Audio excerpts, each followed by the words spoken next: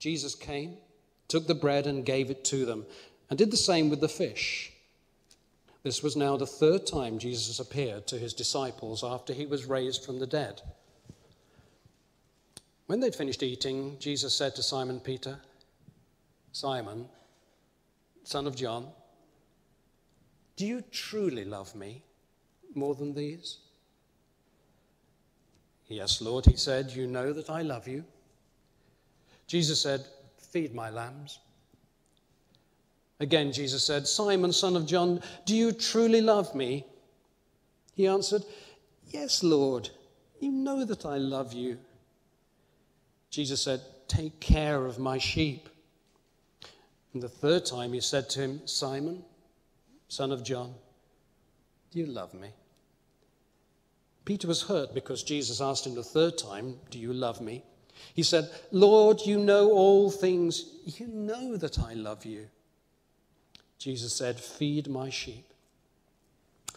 I tell you the truth, when you were younger, you dressed yourself and went where you wanted. But when you are old, you will stretch out your hands and someone else will dress you and lead you where you do not want to go." Jesus said this to indicate the kind of death by which Peter would glorify God. Then he said to him, "Follow me." Peter turned and saw that the disciple whom Jesus loved was following them. This was the one who had leaned back against Jesus at the supper and had said, "Lord, who's going to betray you?" Peter saw him. He asked, "Lord, what about him?" Jesus answered, "If I want him to remain until I return, what is that to you? You must follow me." Because of this, the rumor spread among the brothers that this disciple would not die. But Jesus did not say that he wouldn't die. He only said, "If I want him to remain until I return, what is that to you?"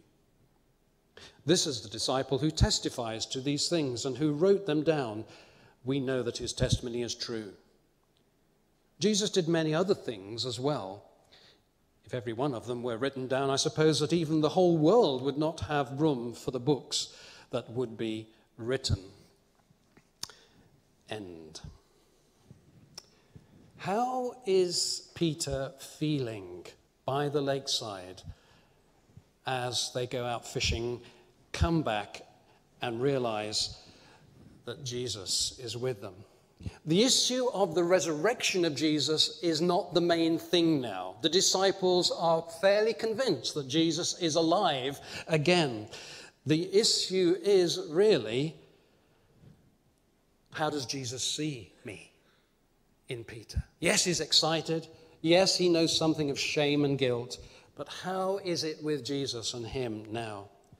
Because Jesus didn't want him and he doesn't want us to go through life disqualified by past failures. I don't know whether years ago any of you knew a game called Jacari. It's sort of like a tennis game. And you had a wooden bat and you belted a rubber ball which was on an elastic string. The idea was to get this ball over a marker tape some yards away. And sometimes it seems for us as Christians, it's almost as though our lives are on an elastic string. You can go so far and then the string begins to tighten and we can't go any further. And in the end, you sort of give up and boom, flop back again and say, "Oh, is it worth it?" Jesus doesn't want us to be feeling like that. But now before breakfast, after the fishing trip, they were in Galilee in accordance with Jesus' instructions. Jesus himself had said to them, "I'm going ahead of you to Galilee." But it seems as though Peter really wasn't ready to meet with Jesus. "I'm going out to fish. I don't know when Jesus is going to come. I don't know how I'll feel with him. There's one thing I am good at, and that's fishing. We're going to go out fishing." "Okay, I'll come with you," say the rest of the guys. And so they go out fishing on an abortive fishing trip. And they have this miraculous catch of fish when Jesus directs them on their return to put the net down on the right-hand side. Peter is almost like a puppy dog. When he realizes it's the Lord, what does he do? He's half naked, and he puts his outer garment on, and then what does he do? Jumps into the water. Well, I think you'd wait until he got to the shore, but no, he's eager to find Jesus and be the first to get to Jesus. And yet, how's he feeling? And when Jesus says, go and get some fish out of the boat, who's the first one that does it? It's puppy dog Peter, rushing off to please his master, wanting to be there and yet feeling all mixed up inside. The excitement, and yet the mixture of emotions there. And I guess in different ways, we perhaps know something of that ourselves. The excitement of being one of the Lord's people, the excitement of knowing that Jesus is alive, and yet sometimes when things haven't gone right and we've failed, there's that sense of mixture of emotions going on there. It's probably a little bit like a child, you know, when something's gone wrong in the household, there's a misdemeanor that's gone on, that child isn't quite sure how it stands with the parents for a while. Maybe wanting to try and make things up by being especially goody-goody, and yet still not sure what's going on with the parent. The important thing, though, is what happens after breakfast. Because Jesus lovingly goes back to Peter's call. See, he doesn't come in and rebuke Peter.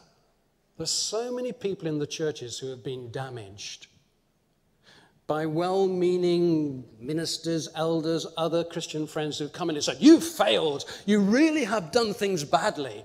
And rather than coming to them in a loving way, first of all, to affirm God's love to them, they've highlighted the failure. There are people who have been in the churches for years who are sitting on the back, and I don't mean that physically, because they've been wounded in the church by harsh treatment. There are people who are no longer in the church because they've been wounded by fellow Christians. We seem to have the power to damage each other more than non-Christians sometimes. But Jesus sets the model of a loving approach, first of all. He's already signaled this. When he said to the women, we find recorded in Mark chapter 16, verse 7, go and tell his disciples that they've met him, go and tell his disciples and Peter. Jesus has already signaled on resurrection morning, I have a special place for Peter and his restoration. And so lovingly, he goes back to the call of Peter. He calls him Simon, son of John. The first way that Jesus ever spoke to the man who became Peter, the rock, Simon, son of John. There's a miraculous catch of fish. And in Luke chapter 5, we have the record of a miraculous catch of fish, which is the time when Jesus calls Peter significantly to be fishers of men. And it's almost as though he's going back to the beginning of his relationship with Peter. And he says, Peter, I called you. Peter, I've given you a job to do. Do not doubt in the dark of your failure what you have seen in the light when I spoke to you. And only then does Jesus begin to address Peter's failure. There's a charcoal fire with the fish on it. The only other place that's mentioned in the gospel where there was a charcoal fire was where? In the courtyard of the high priest where Peter denied Jesus.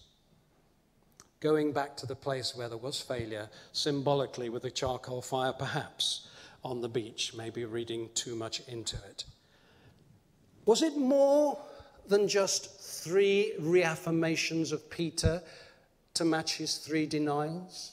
Is there something else going on here? I think there is, because there are 3 questions that Peter is asked. Jesus uses one word for love and Peter uses another consistently, but Jesus changes in the 3rd question. Don't think we should make too much of this, but I don't think the writer of John's Gospel intended us to use or to have 2 different words for love, and that was just a mistake. This is intentional, I believe. Jesus first, in the first 2 questions, asked Peter, Peter, do you love me? And the word is agape. It's God's love for us. It's that pure, self-giving love that Jesus has shown when he died on the cross. God so loved the world that he gave agape love. Peter, the first twice and the last time, can only respond with philia love. You like cream cheese, I guess, don't you, Philadelphia? Well, that's love of the brethren. Philia love is that deep love that a human being can have for another in committed friendship. The Amplified Bible has it like this. I just can't imagine Jesus or Peter saying this, though. When they had eaten, Jesus said to Simon Peter, "Simon, son of John, do you love me more than these?" In brackets, I mean, with reasoning, intentional, spiritual devotion as one loves the Father. Peter said to him, "Yes, Lord, you know that I love you," in brackets, that I have deep, instinctive, personal affection for you as a close friend. They're just trying to get the differences of the two loves there. If you've got 3 minutes, just want to show you a clip from the, the visual Bible, John's Gospel, based on the Good News Bible. And I ask you to see this because there's some very interesting acting between the Jesus figure and the Peter figure there. Some of you don't like portrayals of Jesus. I quite understand that. I find this quite a moving clip, though.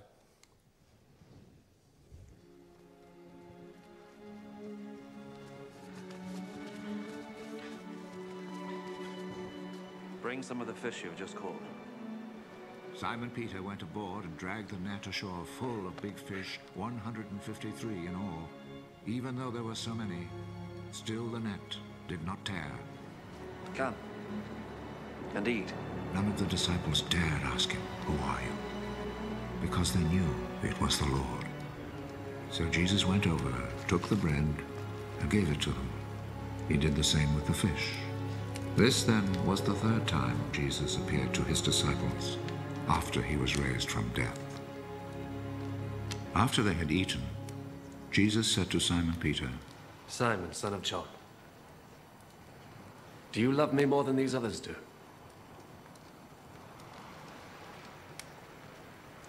"Yes, Lord. You know that I love you." "Take care of my lambs." A second time, Jesus said to him, "Simon, son of John, do you love me?" "Yes, Lord. You know that I love you." "Take care of my sheep." A third time, Jesus said, "Simon, son of John, do you love me?"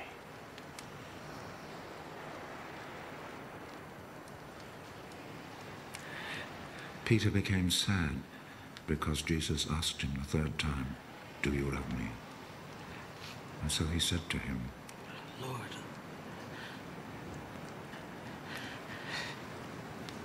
you know everything. You know that I love you."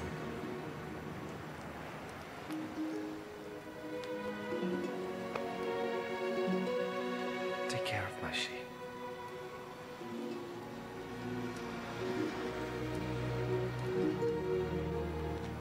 I am telling you the truth.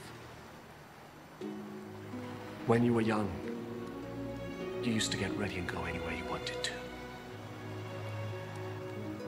But when you are old, you will stretch out your hands, and someone else will tie you up and take you where you don't want to go.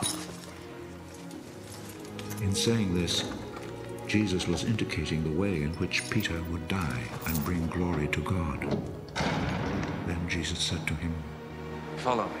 Peter turned round and saw behind him that other disciple whom Jesus loved, the one who had leaned close to Jesus at the meal and had asked, "Lord, who is going to betray you?" When Peter saw him, he asked, "Lord, what about this man?"